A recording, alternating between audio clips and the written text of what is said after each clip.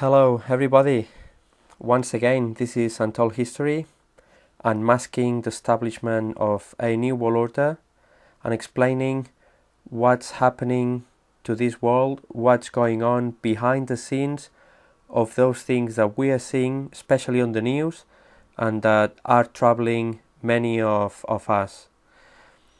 So the title for today's lecture is The Longest Dream, and that's going to be an expose of a story that is found in the Bible, which is a dream, as the title suggests, and is found in the book of Daniel, chapter 2. And before we explain and read this prophecy, first we're going to look at some symbols that are found in the Bible, because what is amazing about the Bible is that the Bible explains itself. So there is no need to go somewhere else to find what these symbols mean. For instance, the Bible talks about a beast and also talks about the mark of a beast. And someone can ask, okay, what is the beast? You can do anything. You can say everything you want. Some people say that the beast is Obama. Some people say that the beast is a computer in Brussels, in Europe. So what is the beast? So in order to know the truth and not to be misled or deceived, we need to use Bible typology, Bible symbolism that explains the Bible. So here I just put up on the screen a list of Bible symbols and their meanings. So a beast, according to the Bible, it's a kingdom, a government, or a political power. So if anyone has a mark of a beast, it's the mark of a kingdom, of a government. You can find that in Daniel chapter 7, verses 17 and 23. By the way, if you don't believe these meanings, these explanations, you can Google it yourself if you want. You can pause the image here and check each one of these statements by yourself, or if you have a Bible at home, you can check this also. A horn is also a symbol for a king or a kingdom. A lamb, it's a symbol for Jesus and also stands as a symbol for sacrifice. Wings represent speed and protection. White stands for purity. White robes is a symbol of victory and a symbol for right doing, right actions. A mountain is also a symbol for a political or a regio-political power. Rock in the Bible is a symbol for Jesus Christ. Waters in prophecy is a symbol for an inhabited area, people, nations. That's what we read in Revelation 17:15, that says, the waters you see are multitude, kindreds, peoples, and tongues.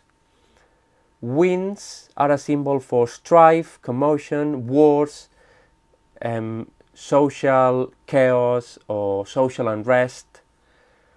Mark is a sign or a seal for approval or disapproval. Woman in the Bible, when talking about prophecy, it's a symbol for an apostate church, a church that preaches error. And also a woman, a pure woman, is used in the Bible as a symbol for the true church, those true followers of God. So now, once having said that, we're going to get into this prophecy found in Daniel chapter 2. Here is, we're going to do a little bit of background, a little bit of history. That's a cuneiform tablet that mentions the capture of Jerusalem in 597 BC. Remember, we are talking BC. And it's found in the British Museum. Here in the first chapter of Daniel, we find, in the 3rd year of the reign of Jehoiakim, king of Judah, Nebuchadnezzar, king of Babylon, came to Jerusalem and besieged it. And the Lord gave Joachim, king of Judah, into his hand, with some of the articles of the house of God, which he carried into the land of Shinar, to the house of his God. And he brought the articles into the treasure house of his God. So that's a historical statement. Here the Bible says that in the 3rd year of Joachim, who was the king of Judah, remember Israel was divided into two. After King Solomon was divided into two, the king of Judah and the king of Israel. Well, the kingdom of Judah and the kingdom of Israel. And here it says that Nebuchadnezzar, the king of Babylon, came to Jerusalem, besieged the city, and took control of the city of Jerusalem and eventually of the whole kingdom of Judah. Jerusalem later was destroyed in 586 BC, and we read, "And the king spoke unto Ashpenaz, the master of his eunuchs, that he should bring certain of the children of Israel and of the king's seed and of the princes, children in whom was no blemish, but well favoured, and skilful in all wisdom, and cunning in knowledge, and understanding science, and such as had ability in them to stand in the king's palace, and whom they might teach the learning and the tongue of the Chaldeans." So here, Babylonian kings, especially Nebuchadnezzar, was known for something different. In those days, usually when a king invaded another land, they would destroy everything they found. They would take captives and use them as slaves. But here King Nebuchadnezzar, in order to make his kingdom prosper, his actions were different. Every time he invaded a country, the captives he would take would be the most knowledgeable and most prepared and clever men he found on that land. So he would take them to his palace, teach them the learning, the tongue, and the instructions of the Chaldeans, of the Babylonians, educate them in the Babylonian language and knowledge and religion. So basically they went to Babylonian university or college, and then they would become incorporated to the Babylonian government. That was the way he had in order to increase in power and increase and expand his kingdom, Babylon. That's a relief. Here you find Babylonian soldiers taking captives from Judah to Babylon. And this is history. What we're going to show today is history. You can check that for yourselves. Then now is when the story gets interesting. Daniel chapter 2. We start talking about this long dream. In the 2nd year of his reign, Nebuchadnezzar had dreams.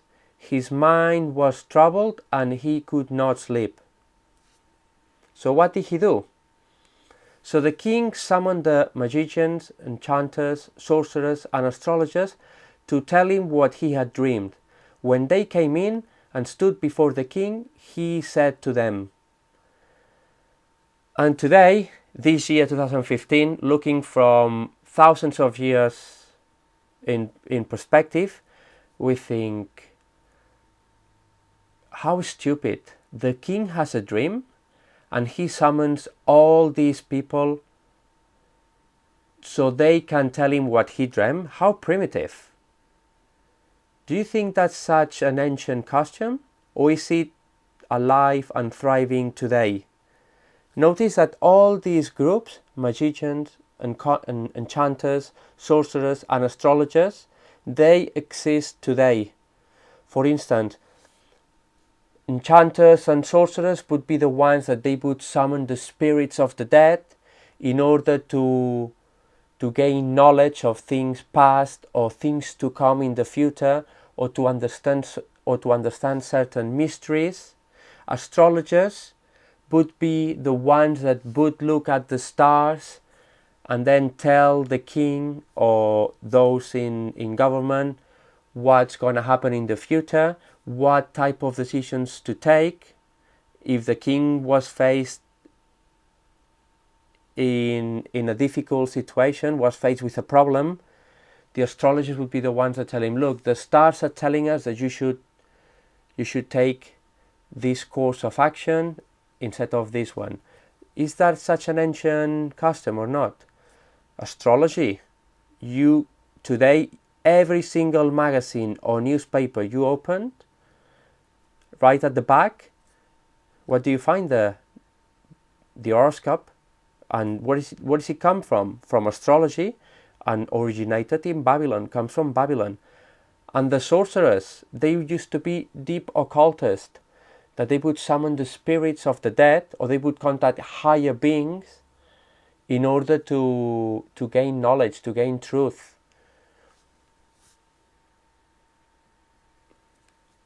CNS News, Bill Clinton acknowledged, and also Hillary Clinton, how Hillary Clinton, in a medium encounter, she went to see a medium, she had contacts with Eleanor Roosevelt, who died several years ago. And Bill Clinton admitted to this. The Telegraph, my strange meeting with Diana's favorite psychic. Did Diana used to contact a psychic? Someone who supposedly knows the future and supposedly can speak with those that have already died? Does not Prince Charles speaks with Lord Mountbatten, who is already dead too? What about the presidents of the United States? Do they make use of this so-called occult science, like we've seen in Babylon? Yes, here you have astrology in the White House. Ronald Reagan did not make a move without consulting all these characters, astrologers, sorcerers, enchanters. Nelson Mandela in South Africa, he wouldn't make a move in his country without consulting all these categories, all these groups of people. And is it something we see today promoted in the media?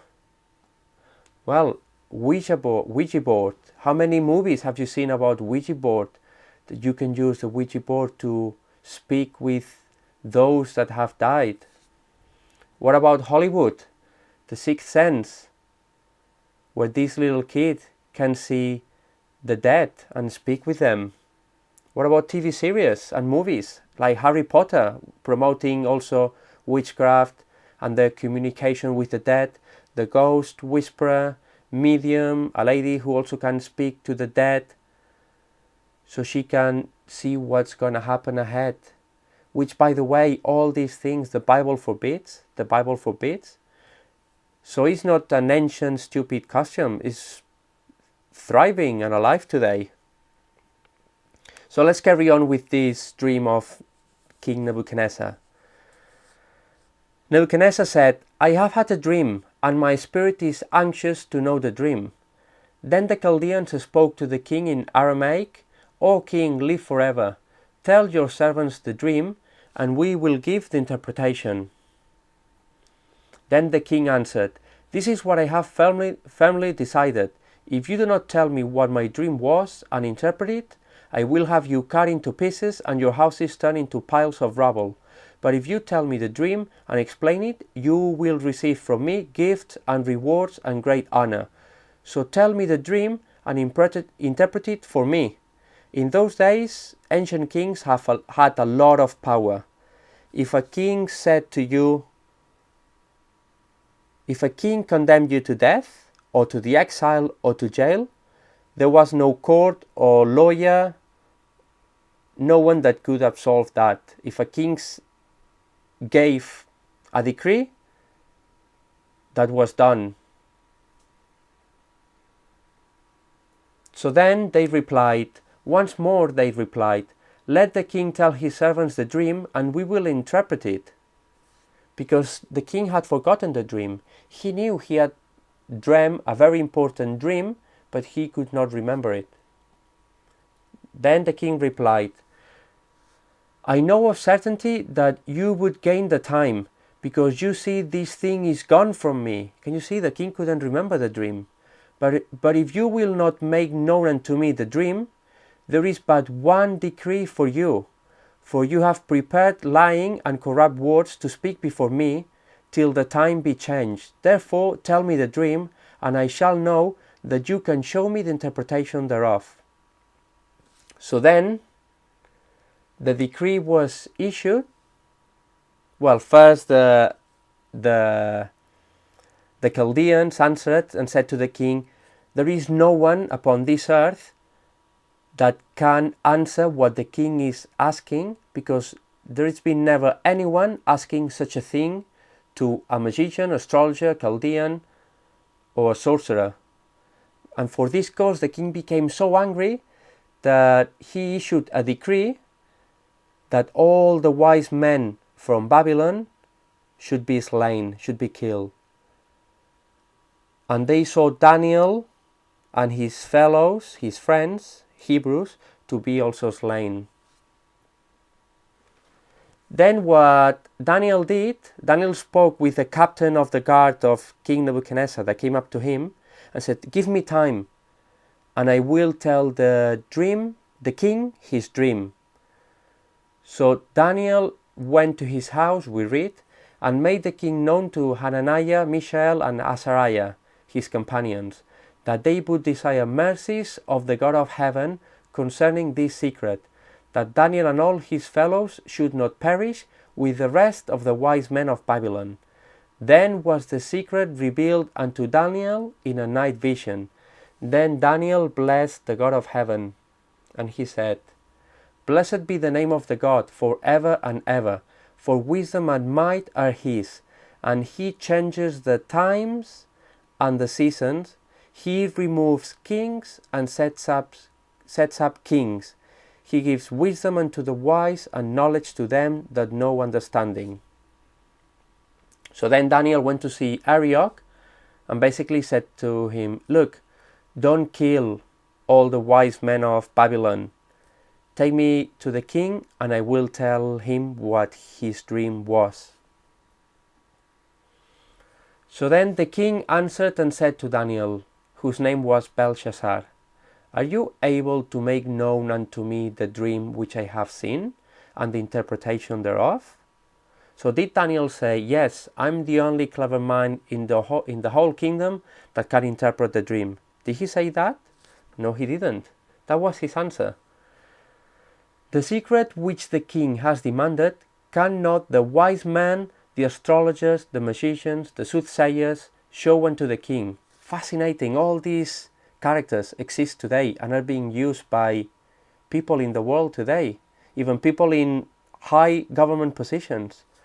But there is a God in heaven that reveals secrets and makes known to the king Nebuchadnezzar what shall be in the latter days.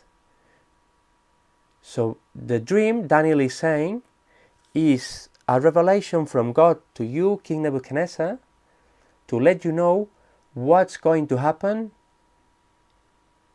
in the end of time, to the latter days.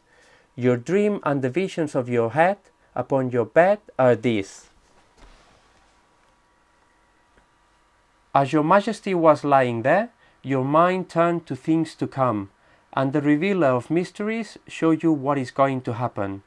As for me, this mystery has been revealed to me, not because I have greater wisdom than anyone else alive, but so that your majesty may know the interpretation and that you may understand what went through your mind. So here you can see again that Daniel did not glorify himself, didn't seek for honor and popularity and money and riches. And that's what King Nebuchadnezzar saw in a dream.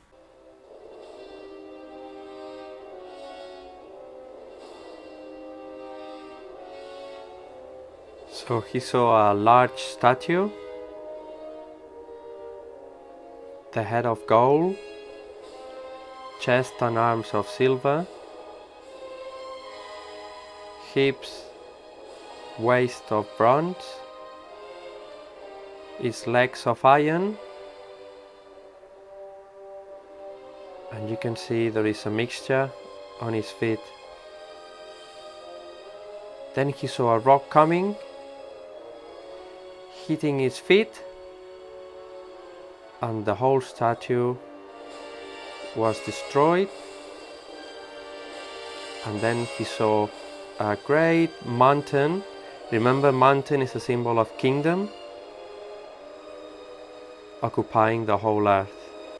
So this is the dream that King Nebuchadnezzar had. And here we see Daniel's explanation of the dream, and also we'll see the interpretation.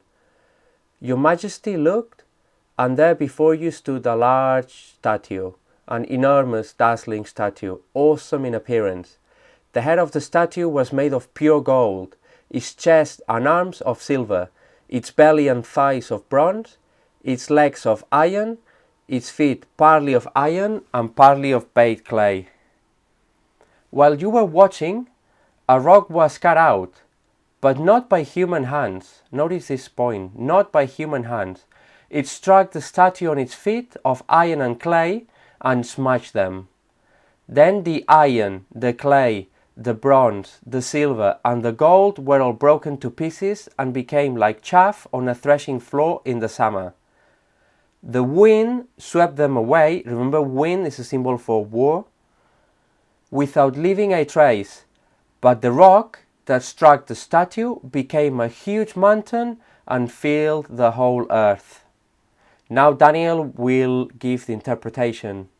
This was the dream, and now we will interpret it to the king. Your Majesty, you are the King of Kings. Notice here, King of Kings is lowercase k. There is someone else in the Bible who is also referred as King of Kings, but he's uppercase K, and we will see who that is.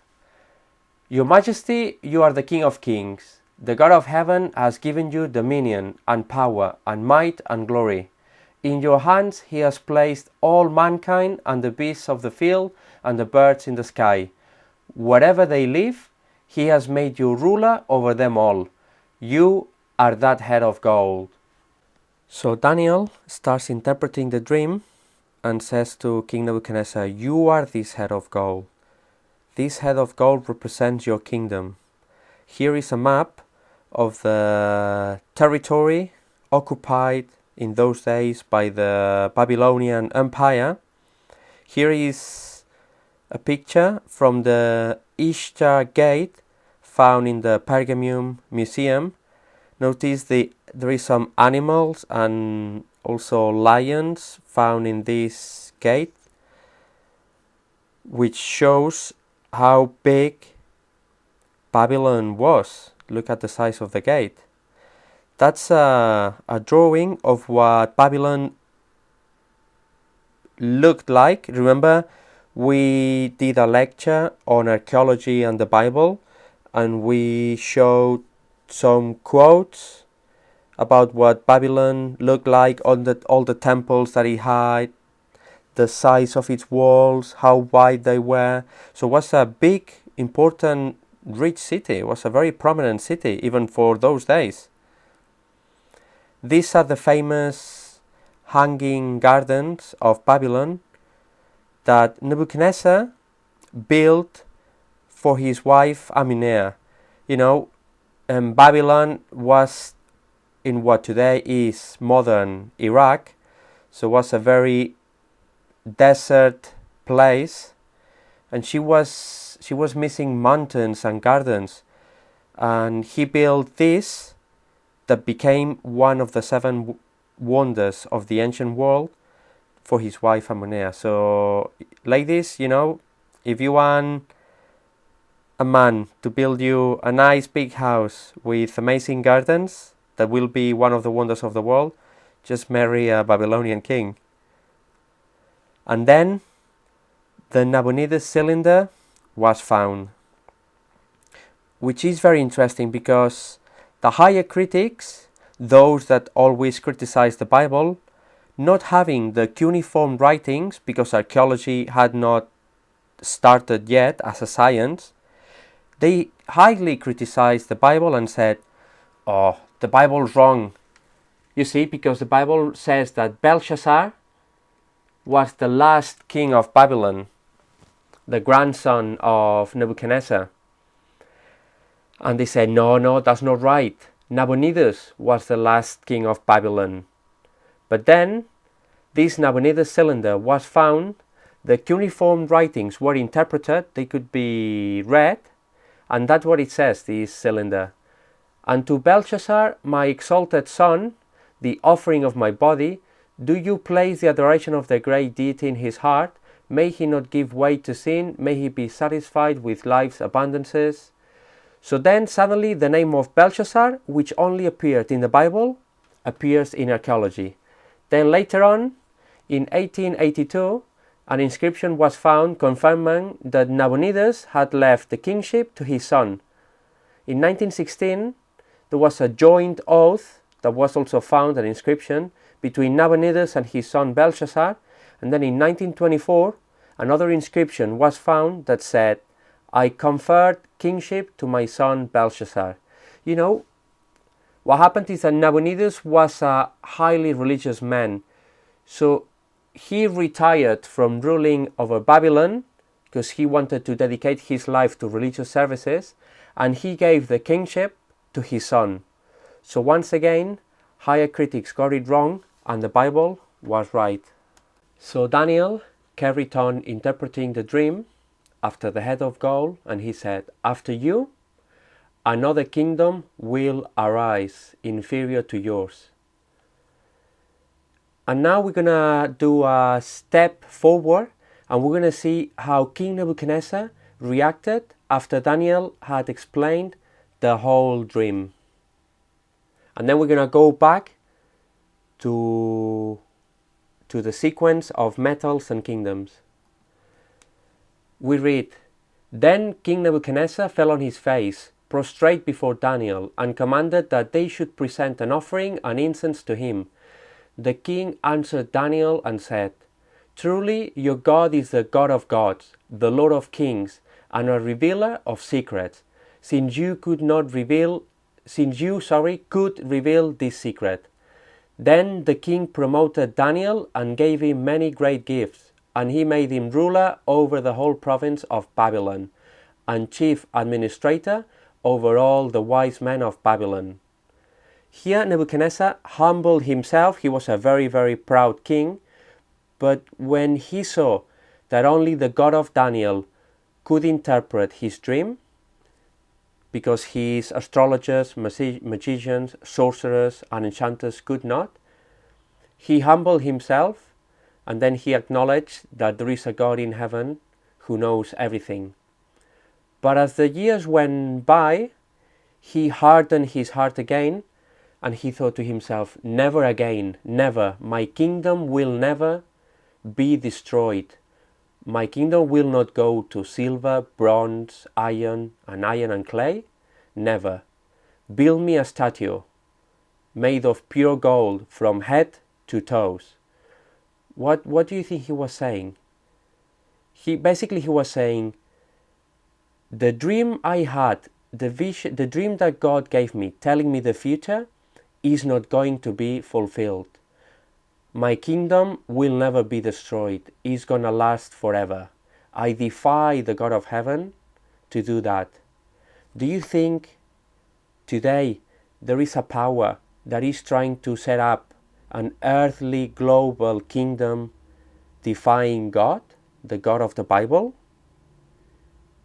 Well, if you stick to these lectures, we will show you that that's a sad reality, and we will show you what are the powers behind the scenes promoting this world unity, this unification of nations against God. Sounds like science fiction, but you will see that's a reality. Then the story follows is told that Nebuchadnezzar died after he humbled himself again, and you can read the chapter of his conversion, how he finally accepted God. You can find that in one of the chapters in Daniel. He's the only pagan king that had the privilege to write with his own hand a chapter in the Bible. And then his grandson Belshazzar, who knew all this story, who knew Daniel the prophet, who knew what had happened to his grandfather Nebuchadnezzar, he did not humble himself. He carried on in his wicked ways, and the story is told that he was having a party with his associates from his kingdom of Babylon, and in that same party, in order to mock the God of Daniel, he said, "Bring me all the vessels and the cups that were taken from the temple of God in Jerusalem, the God of the Hebrews. Bring them here, we're going to drink from them." And the Bible says that when he did that, this is what happened, and then Daniel was called in to interpret the dream to King Belshazzar.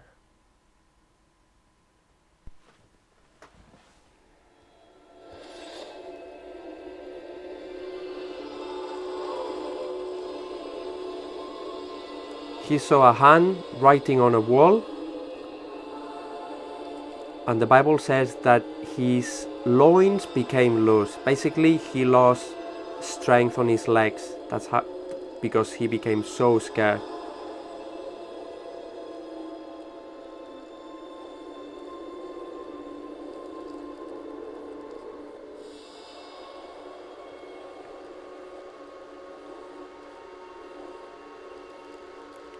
So basically, God judged him and his kingdom, and he said, "Your kingdom has been divided and given to the Medes and the Persians." So now this is the sequence that goes to the chest and arms of silver. And that very same night, the kingdom of Babylon and the city of Babylon was conquered by Cyrus the Great. Does history prove that? Yes, it does. This is the Cyrus cylinder, and you can read the following. "I am Cyrus, king of the world, great king, powerful king, king of Babylon, king of Sumer and Akkad, king of the four quarters of the earth, son of Cambyses. When I stepped into Babylon as a friend and ascended the throne amidst cheers, my countless soldiers roamed Babylon in peace and sincerity." So the next kingdom to follow Babylon was Medo-Persia, but eventually the Persians would become the dominating family, and so it became the kingdom of Persia. Then the sequence followed. Daniel said, "Next, a third kingdom, one of bronze, will rule over the whole earth." And who was the kingdom that came after Persia? Greece. Alexander the Great. He was the one to conquer Persia. I am persuaded that there was no nation, city, nor people where his name did not reach. There seems to me to have been some divine hand presiding both over his birth and actions. Historical Library, Book 16, Chapter 12. That was the extension of the kingdom of Greece, all the land that Alexander the Great conquered. The last king of the Persian Empire was Darius III. He was defeated by Alexander in 3 wars. First, the Battle of Granicus, 334 BC, the Battle of Issus, 333 BC, and finally in the Battle of Gaugamela, 331 BC. So remember, the prophecy in Daniel is given 585 BC. And some of you can say, like the higher critics have said, oh, sure, Daniel was written after these events took place. But there is something very interesting in the book of Daniel that only happens in the book of Daniel. The Bible, the Old Testament, is written in Hebrew, but in the book of Daniel, there is changes from Hebrew to Aramaic, because describes some instruments and some things that happen in history. And when that Aramaic writing was analyzed, it was discovered to be Persian Aramaic from the time of the Persians. So that proves that Daniel was written when Daniel said he wrote the book. That's in the time of Babylon, just preceding the conquest by Persia and then later by Greece. Here is a drawing, a picture of what the last battle might have been like in Gaugamela when Greece finally conquered Persia. And what's interesting is that the metal on the statue to represent the kingdom of Greece that would follow was bronze, and the armor of a Greek soldier was all made of bronze. Even with that, the Bible is specific and predicts the future even with that. It's just amazing. Then another kingdom. Finally, there will be a fourth kingdom, strong as iron, for iron breaks and smashes everything, and as iron breaks things to pieces, so it will crush and break all the others. And what was the kingdom that came after Greece? I'm sure if you know a little bit of history, you already have the answer. It was Rome. On June 22nd, 168 BC, at the Battle of Pydna, Perseus, king of Macedonia, was crushed by the armies of Rome, and on this day perished the empire of Alexander the Great, which had subdued and Hellenized the East 144 years after his death. You can see the predictions in the Bible about all these kingdoms that would follow one after another are just amazing. The images of gold or silver or brass that might serve to represent the nations and their kings were successively broken by the iron monarchy of Rome. Edward Gibbon, History and Decline and the Fall of the Roman Empire. They seized indiscriminately all provinces and kingdoms, and extended their empire over all nations. In a word, they prescribed no other limits to the vast projects than those which deserts and seas made it impossible to pass. The kingdom of Rome, the Roman Empire, became the greatest in its extension, not as wealthy as Babylon, because notice the value on the metal is going down, is decreasing, but as I said, became the strongest and the largest kingdom in that area. Obviously, we're not talking about the Chinese kingdoms in China. And what was the armor of the Roman armies? Iron. Everything a soldier carried was made of iron. And that was the main symbol for the armies of Rome, the eagle. We're going to come back to this in a little bit. And whereas you saw the feet and toes, part of potter's clay and part of iron, the kingdom shall be divided, but there shall be in it of the strength of the iron, forasmuch as you saw the iron mixed with miry clay. And as the toes of the feet were part of iron and part of clay, So the kingdom shall be partly strong and partly broken. And whereas you saw iron mixed with miry clay, they shall mingle themselves with the seed of men, but they shall not cleave one to another, even as iron is not mixed with clay. What happened after the fall of the Roman Empire? The western side was divided into 10 kingdoms, just as the Bible predicted. It became divided because the Germanic tribes, or the barbarians, came from Northern Europe and Central Europe. Historians don't know why, and they conquered all the countries that Rome had, and then they became what today is the European nations.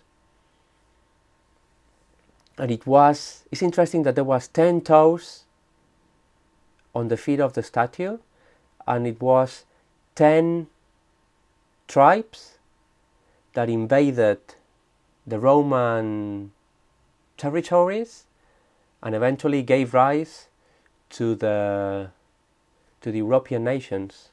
And here you can see the names. We'll come back to these 10 tribes on the next following lecture, when we will talk about a mighty power that would come out of one of these nations, and the very important role that power has to establish this occult new world order.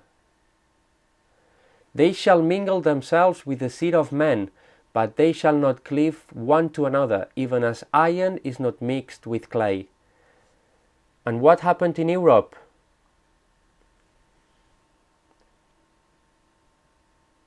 Charlemagne the Great, as soon as this crown touched his head, when he thought he had unified Europe in one big empire again, the whole unity fell apart. And then came all the Charles and Isabels and all the kings and queens of Europe, that they tried to mingle themselves and unite Europe by intermarriage.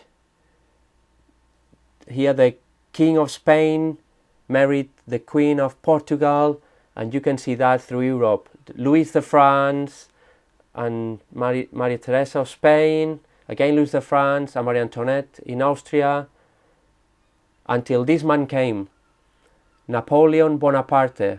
And what was his goal? His goal was to unite Europe again, to reestablish the Roman Empire. He was a Freemason, and his brother, Joseph Bonaparte, was the Grand Master of Freemasonry in Spain. Here you can see a Masonic source, Grand Lodge of British Columbia, Napoleon and Freemasonry. So Napoleon belonged to a secret society. Here you can see doing the same hand gesture that we saw in previous lectures, Karl Marx doing the same, because it's a Masonic sign. And interesting, he also had the eagle as one of the symbols for his armies. Interesting, very interesting. I wish to find a European system, a European code of laws, a European judiciary.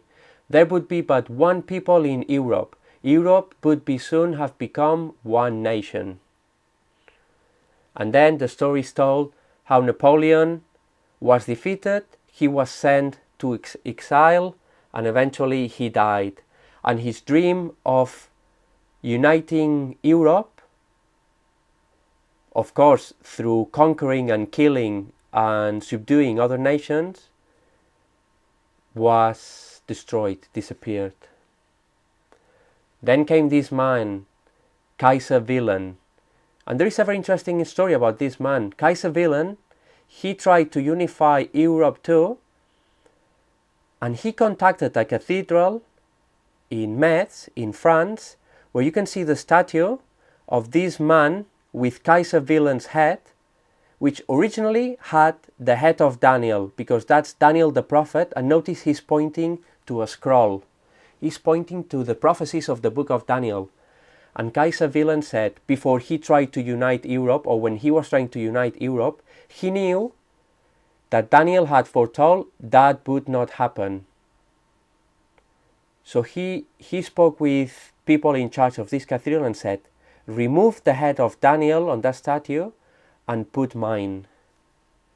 Basically he was saying the very same thing King Nebuchadnezzar had said over 1,000 years earlier. I defy the prophecy of God. I'm gonna set up a kingdom here on earth. I'm gonna unite these nations. Did he succeed?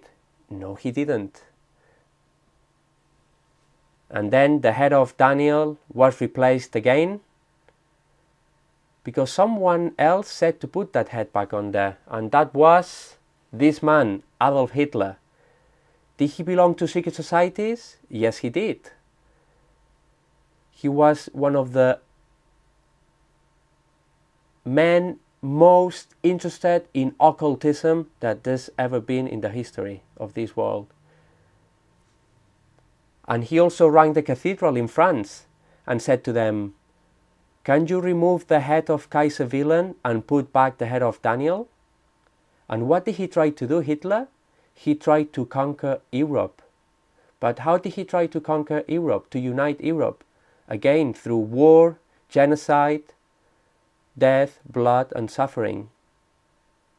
Do you think the God of heaven will allow men to destroy each other so that they can set up a kingdom that is based on destruction and death and stepping over others? And he is Heinrich Himmler, the founder of the SS. Did you know the whole SS was built in occult principles? The entire SS was built in occult principles, in occult beliefs. Notice the symbology they used. Skull and bones. It's a symbol of Jupiter, the god of the dead, also like the all-seeing eye. And what was the other symbol used by the German Nazis? The swastika, which is a Hindu symbol for the sun god. What's got to do a Hindu symbol for the sun god with a German party that is fighting a war to conquer the whole of Europe and unify Europe? And also the eagle. Interesting, the Romans used the eagle and they tried to conquer, well, eventually they wanted to conquer the whole world known to them. Napoleon used the eagle, Hitler used the eagle, and it's interesting that all these people base their beliefs not according to the Bible, but according to pagan and occult religions. You know, it's very interesting that the Bible, God compares himself to an eagle that rises up and wants to gather his people, his children, under his wings. And the Bible says that Lucifer wants to be like God. He wants to be like the Most High.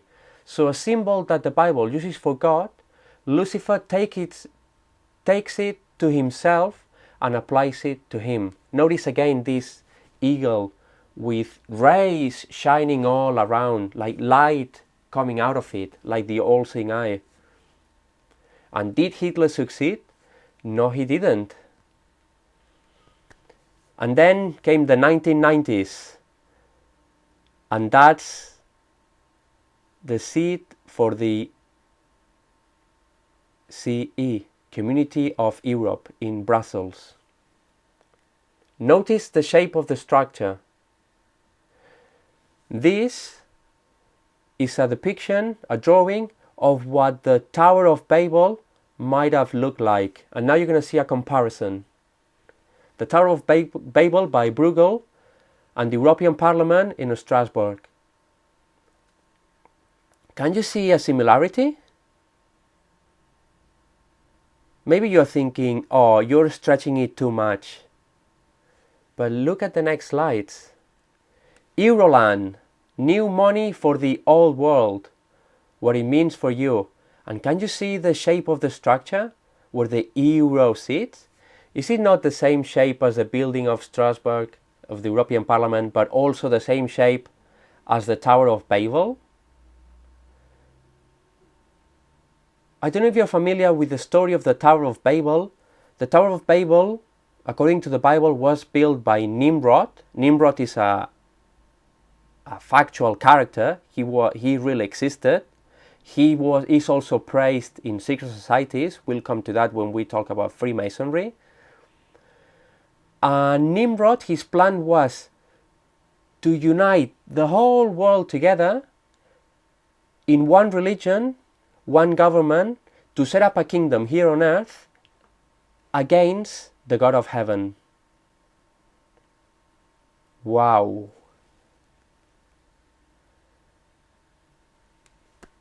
Look at this. That's a poster that was circulating in Europe in the 1990s. Do you still think now it's just a coincidence? Europe, many tongues, one voice. You can see the Tower of Babel being built. There is people around with hammers and plows and trowels that they are building. And also notice 5 pointed stars, which is an occult symbol used also in secret societies and comes from Babylon. And we spoke about that in the first or second lecture when we mentioned the 5 pointed stars in many of the flags of the world. And notice that these stars are upside down, which is a symbol for the goat of Mendes, is a symbol for Baphomet, is a symbol used in Satanism. So what do you think is happening to this world? What do you think is going on behind the scenes? Are politicians and bankers and religious leaders deceiving the masses, building a new world order that is going to be an occult government in opposition against God? And now we're going to clarify a very interesting point. I don't know if you noticed earlier on, but sometimes prophecies have a double application.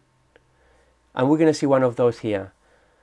Let's read again. Whereas you saw the feet and toes partly of potter's clay and partly of iron, the kingdom shall be divided. Yet the strength of the iron shall be in it, just as you saw the iron mixed with miry clay. Notice here there is a change in the clay.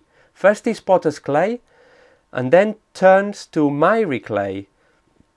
And as the toes of the feet were partly of iron and partly of clay, so the kingdom shall be partly strong and partly fragile. As you saw iron mixed with miry clay, I thought the iron mixed with potter's clay first. They will mingle with the seed of men, but they will not adhere to one another, just as iron does not mix with clay. So now we're going to see, as I told you at the beginning of this lecture, the Bible interprets the Bible. The Bible interprets itself. We're going to see what's the meaning of potter's clay and miry clay. We read in Jeremiah 18:6, O house of Israel, can I not do with you as this potter? Says the Lord. Behold, as the clay is in the potter's hand, so are you in my hand, O house of Israel. So here God is giving Jeremiah a vision where he sees a potter molding the clay, and then God is using that as an illustration to say, the same way this potter is molding the clay, I am molding you, your characters, so that you become a people inclined to do good things with good characters. Again in Isaiah 64:8, But now, O Lord, you are our Father. We are the clay, and you are our potter, and we all are the work of your hand. So here Isaiah is saying again, you are the potter, we are the clay, you are our creator, you made us.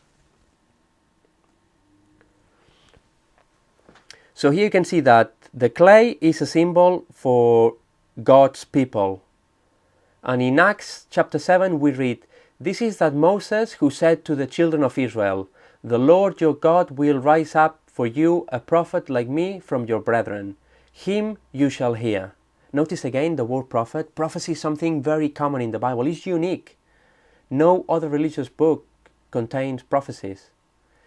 This is who was in the church in the wilderness. So notice here, he's comparing the people of Israel in the desert, in the wilderness, says they are the church. So the people of God are the church. So clay is a symbol of a pure church, because potter's clay is a clay that doesn't have any impurities, because as soon as it has any impurities, cannot be used to mold things into shape. So clay is a symbol for a pure church. And what about the miry clay then? King David wrote Psalm 40 and he said, I waited patiently for the Lord, and he inclined unto me and heard my cry.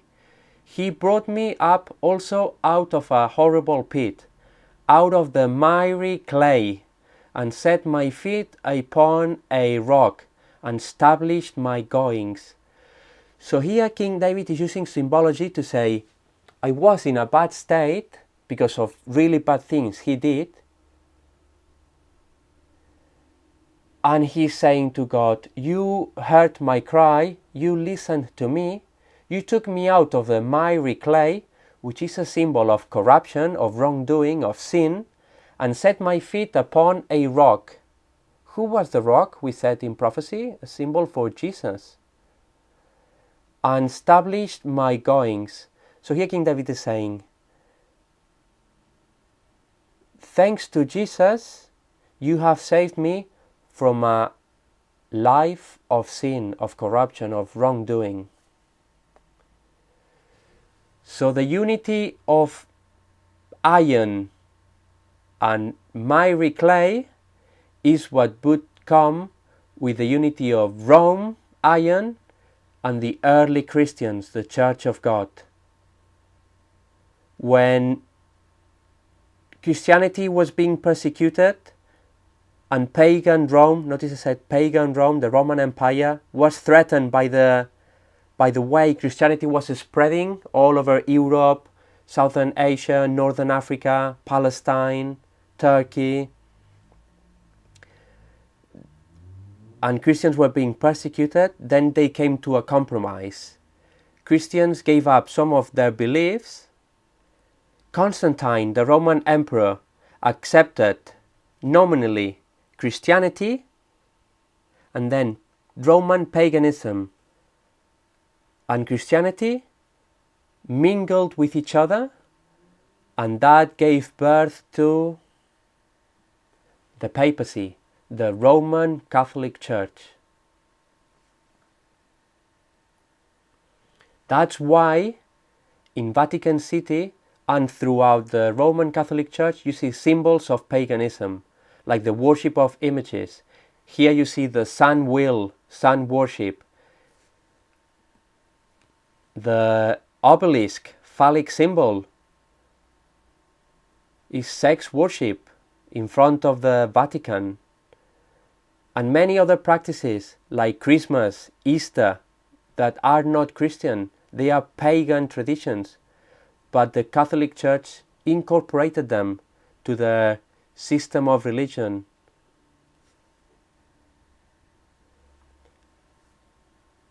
So basically the prophecy is saying that in the future, because it talks about an event that is going to happen in the future, there will be a mixing, trying to be a mixing between iron, which represented Rome, the state, and miry clay, a corrupted church. So the Bible is saying that in the last days there is going to be a unity of church and state. The same way it was during the Middle Ages, history is going to repeat itself. And how many toes do you have in those feet? 10.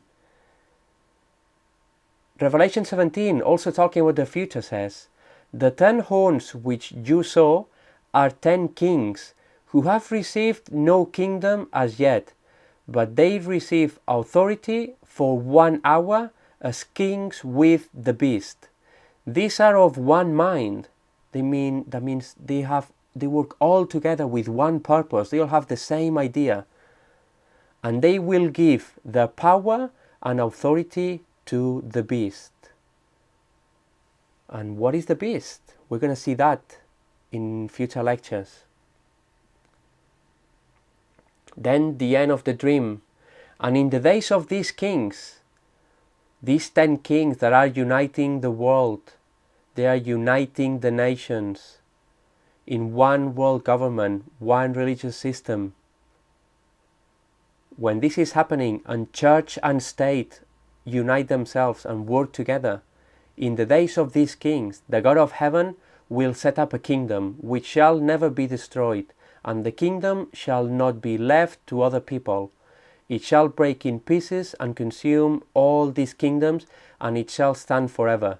Inasmuch as you saw that the stone was cut out of the mountain without hands," so it's not a human intervention, it's a divine intervention, it's an intervention from God, "and that it broke in pieces the iron, the bronze, the clay, the silver, and the gold." So what is going to be this rock that is going to hit these kingdoms on this earth, and he's going to establish God's kingdom? Remember, the rock is a symbol for Jesus Christ in the Bible. So he's talking about nothing else than the second coming of Jesus Christ. That he will come and he will destroy this unity, occult unity that will be set up in this world, and then God will establish his own kingdom, a kingdom that is not going to be established through war, blood, deception, conquering, fighting, and destroying. And remember what we saw in the second lecture. This is how those behind the building of a new world order have divided the world into 10 economic regions. Very interesting. It's 10, exactly like the Bible said. And here you can see the official website for the European Commission, the European Community, and they have divided the world into 10 regions. So this I just said might be shocking to you, but I encourage you to carry on watching these lectures, and we are going to see which are the powers that want to establish this kingdom on earth, this new world order, how they are doing it, what are their beliefs. We're going to see their own writings, and then we'll see who is the winner of this great battle going on between good and evil, and whether we like it or not, we are all part of it. We are involved because the battle is for you.